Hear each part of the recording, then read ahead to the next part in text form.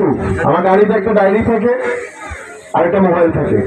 আমি যেখানে যাই রাস্তা আমি যদি কাঁচা দেখি আমি সাথে সাথে আমার ডায়েরিতে নোট করি যে এই রাস্তা এখানে রাস্তা কাঁচা আছে, সরি পাকা না কাঁচা আছে। আমি এরকম নোট করে বাসায় যাই। আমার আব্বা এখনো এমপি আছেন, আরো 5 বছর তো এমপি থাকবে। আমি আমি আপনাদের চেয়ারম্যান হই আর না হই ওটা সমস্যা না, কিন্তু আমার ডায়েরিতে প্রত্যেকটা জিনিস লেখা আছে যে কোথায় কোথায় কি করতে হবে।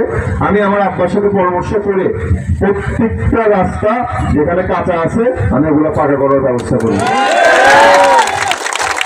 আমি জানি আপনাদের চলাফেরা অনেক কষ্ট হয় রাস্তা কাঁচা থাকার কারণে, কিন্তু আপনারা ভোট দিয়ে দেখেন যদি 6 মাসের মধ্যে এই রাস্তার কাজগুলো শুরু না হয়, এটা তো আপনাদের উপজেলা, আমি একজন, আপনারা হাজার মানুষ আছেন, আমাকে আপনারা আমার উপজেলার অফিসে দরকার যদি বই ঢুকতে দিয়েন না, আমার কোনো সমস্যা নেই।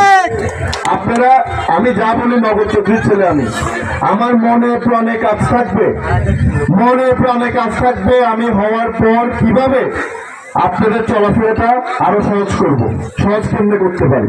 রাস্তাঘাট যেখানে যেখানে কাঁচা আছে ওগুলো পাকা হবে, যে জায়গায় বিদ্যুৎ নাই ওই জায়গায় বিদ্যুতের খাম্বা বসবে। এতটুকু বিশ্বাস আপনারা আমার উপর রাখতে পারেন। আমি যুবক আছি, তরুণ আছি, আমি ঢাকায় যাই মন্ত্রণালয়ে ঢুকে কাজ আদায় করে আনতে পারবো। কিন্তু আমার সাথে যে দাঁড়াইছে উনি মন্ত্রণালয়ের সিঁড়ি একটা টপকাইতে ওনার একদিন যাবে না।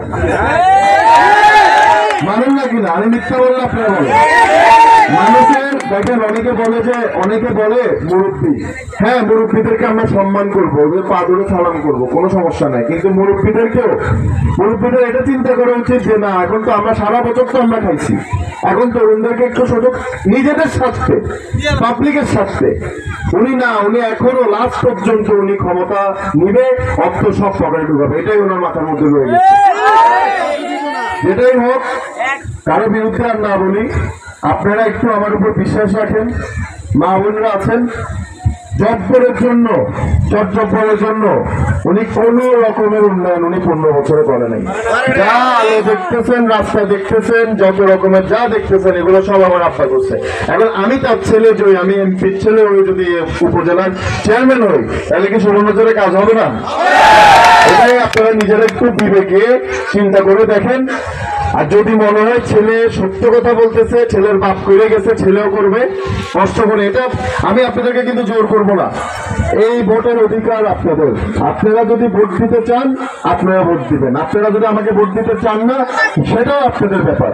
কিন্তু আপনারা একটু নিজেদের কথা একটু চিন্তা করেন যে 15 বছর কি উনি কিছু করছে নাকি করে নাই। এখনো বলতেছে শেষবার, এখনো এসে ক্ষমতাচ্ছে। কষ্ট করে একটু বিশ্বাস রাখেন, দেখবেন আমি আপনাদেরকে ইনশাল্লাহ নিরাশ করবো না।